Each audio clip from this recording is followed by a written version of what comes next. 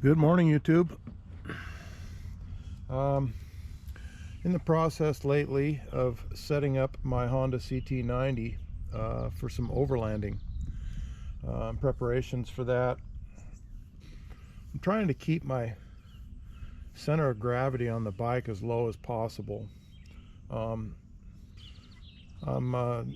going through this tool bag I bought off of Temu. And the reason I bought it is it's really built quite sturdy, and it was cheap. It was about $12. So some of the guys in my Honda CT-90 Facebook group asked that I unroll it and go through a tool list that I have in the bag. And this is a work in progress. So if you can think of any other tools that I need to have in the bag or on the bike, go ahead and chime in the comments below and let me know some of your suggestions. I do have a manual mountain bike tire pump on the bike, so I have a way to pump up a tire in case I do get a flat and have to repair it. Some of the things that I need to add are a first aid kit to the bike. Let's see, the backpack that I carry my camera gear in is a full-size backpack. In there I have accessories for the GoPros, batteries, solar battery backups, etc., along with my 35mm DSLR. So I will have that either on the back of the bike or on my back. I want to try and keep my center of gravity as low as possible. So I try to mount as much stuff as I can as low as possible on the bike. I don't want to have a lot of weight high on my back when I'm trying to traverse some of these mountain roads and etc. So anyway, without further ado, let's get into this tool bag here. So unbuckle it here, unstrap the strap. On the outside of the tool bag, well, we'll do that later, I'm able to hang this bag up on the bike so that I can get at stuff. And it's got 1, 2, 3, 4, 5, 6 pouches, 2 small pouches, and 3 medium-sized pouches, and then 1 large pouch here on the top. On the back of the tool bag, it has a flap that tears open, and some of the things I have in the back here are an inspection mirror, a pair of channel lock pliers, robo grips. I've got 2 adjustable wrenches, and I've checked I think the largest bolt on the bike is the axle bolt, and these will fit on the axle bolt. They're kind of short, but I'm sure that I can find something to amplify my leverage, and a pair of pliers. So that's what's on the outside over here. Hold that up and open this back up. What I will do, let me turn this around here. What I will do eventually, once I get everything sorted in the pockets and get everything in here that I'm going to need, is I'll take a Sharpie and label each one of these pouches with a black Sharpie, so I'll know what's in each pouch. Right now I'm kind of I'm not exactly sure what I stuffed in each pouch. I just grabbed the tools that I had in a regular tool bag and sorted them into this. So like I said, it's a work in progress, and I'm sure there'll be other things added to this. And like I said, if you know of anything that I really should include in here, then let me know in the comments. We'll start here on the bottom bag. In here I have my tire irons for changing a tire and fixing a flat. A couple of these tire irons here, and a pair of vice grips.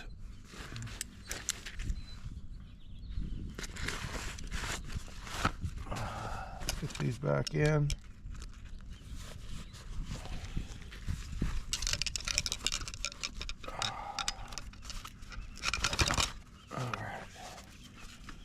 And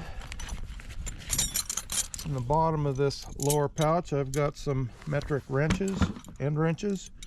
Here I've got a 10-13 combo, an 11 millimeter, a 10 millimeter, and this one is a 15 and a 16 and a 17, and this one here is a 12 and 13 millimeter end wrench.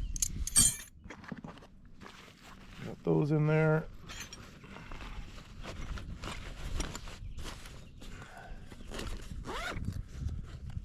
Second pouch here, I've got what is this, a resistor or whatever it is for the bike, a spare one. I ordered a new one, and installed that, and so I just keep this one as a backup. Pair of mechanics gloves, and we've got some sockets and a little hand driver that you can use this end or this end for your 1/4 inch sockets. I've got a ratchet, an extension. Here I've got a 10 millimeter. I've got an extension that turns this into into a socket. This one here is a 14 millimeter, and it looks like I need to add some more sockets. So I've got a 10, a 12, and a 14 millimeter socket in here. I'll have to put some more metric sockets in there. I can see that already. I've got a couple rags, some disposable gloves. This has got some cotter pins and some bulbs in it for the bike. Not sure what's in this orange thing here, this red deal. What do we got here? I believe, oh yeah, that's a spare bulb for the neutral light. There's 2 of them in here. Those are pretty hard to find, but those are bulbs for the speedometer area where the neutral light is. It doesn't work on the bike currently, but I haven't changed it because I'm quite aware when I'm in neutral. In here I've got everything I need to patch a tube, valve stems, valve stem remover, tube cement, a little rougher deal, scraper deal to rough up the tube, and I've got a couple spare fuses. The bike has kind of some oddball fuses in it, and I'm not sure if this says what size these are, but I did match them up to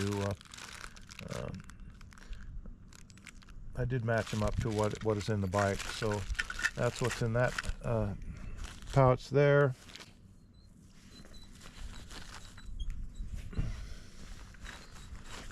Let's see, let's put these gloves back in here.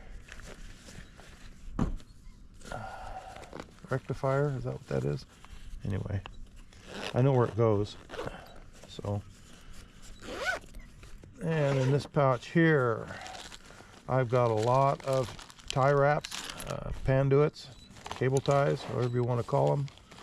I've got an assortment of screwdrivers and drivers here. Got a small standard screwdriver, a little 1/4 inch socket driver, and one of these impact Japanese Phillips drivers, specifically for the Phillips head screws that are on the Honda 90. These screwdrivers are specifically designed for fitting those screws to keep you from stripping them out, and this is the one that you can hit as an impact driver for those screws if you have some that are tough. Here I've got a socket and a socket wrench for my spark plug, wire brush for my spark plugs, and a piece of sandpaper for cleaning any foul plugs I might have. In these top two little pouches here, I have got another driver attachment, along with several different types of bits for whatever I may come across. Some Phillips, some standards, some square tips, which I probably won't use, and looks like a valve stem, extra valve stem. I'll stick this in with the tire stuff. I'll put that back in there. In this little tiny pouch here, I've got 4 brand new spark plugs. I order spark plugs and then I can't find them. They're in separate tool bags, etc. Some of them were in the motorhome, so now I'm ending up with 2 of them. And this is the spark plugs that I use for the Honda CT-90. It's a 7112 NGK D8HA plug, so I've got 4 of these. I did try some Autolite plugs that I saw a video on where somebody said that it improved the running of their bike, and I did try one of those Autolite plugs on our ride to section 6 of the Washington Backcountry Discovery Route, and I ended up fouling that plug early on into the ride. So I changed that out, pulled it out, and installed the NGK for the rest of the ride, and I did fine there. Let's see if I can find my bag with my tire stuff. Here's my tire stuff. So I'll stick this extra valve stem in there, squeeze the air out of this rascal, and put it back in. So that is everything that I currently have in the tool bag. If you can think of anything I need to add to that, let me know. A couple of the other things that I've done to get the bike ready for some overlanding. I made a trip recently, not recently, but in the past, up to Baker Lake Hot Springs. And I have a video of that on my channel if you want to see that ride. Anyway, riding up into the hot springs, I ended up having to park the bike in a little dirt parking area, and then it was about probably a 100-yard hike to the springs. And I felt kind of bad leaving the bike parked in that dirt lot unattended. I did lock the handlebars, the steering wheel, forks on the bike so that they were cocked to the side. I also purchased a camo net so that in the future, if I have to do something like that, I can wheel the bike off the out of the parking lot into the bushes somewhere and then cover it up with a camo net to try and keep it safe. The way things go nowadays, there's a lot of vandalism and theft at trailheads, and so I have to kind of deal with that. I do have a huge lock that locks the back wheel to the frame, and I'll pull that out and show that on one of my rides. I can focus that on the bike and show you, but it's basically just a U-shaped lock mechanism that locks around the wheel and the frame. So a couple other things that I just ordered for the bike for that particular reason is one of these alarms. It's a vibration alarm, so that if the bike is moved when this is set, it will sound the alarm. There was one that sent a silent alarm, I believe, to your phone, and then it had a GPS tracking that an app that you could use. But anyway, this is a motion alarm for the bike, and it is rechargeable, USB rechargeable. So I'm going to install that somewhere in the bike, and then along with that, I purchased an Apple AirTag for the bike, and I will install that into this waterproof AirTag case and install it someplace inconspicuous on the motorcycle, so that in case it is stolen, I am able to locate it.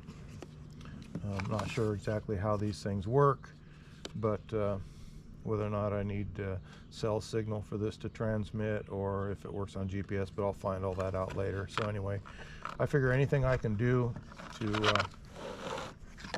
to increase the chances of this thing not being stolen. Even the parts on it, you know, I worry about, I've seen the auxiliary gas tank advertised for these motorcycles at about $400. So it's a pretty good incentive for somebody to steal parts off the bike that they can sell easily, untraceable on eBay. So anyway, that's the video. We've got a group ride coming up. I had it scheduled for the 8th. This is June. I had it scheduled for the, this is actually May, the end of May. I had it scheduled for the 8th of June, but right now I'm in the process of selling my boat. I did post a video tour of the boat online. If anybody's interested in it, it's a 21-foot Bayliner Trophy Alaskan cabin offshore version, 5.8 liter V8 in it. It's a very fast boat. It's only got 200 hours on the engine since it was rebuilt and installed, and it's got a brand new outdrive on it that comes with a 120-day guarantee, so that's pretty much your whole summer. So anyway, hit me up if you're interested in a boat. But on the 8th, I have an appointment or an opportunity to go to a boat part swap meet here locally. And so all the extra boat parts that I purchased to turn the boat into a weekend camping boat, I'm going to take to this swap meet and sell that stuff off, and then sell the boat separately. I would never get out of the boat all the things that I've added to it.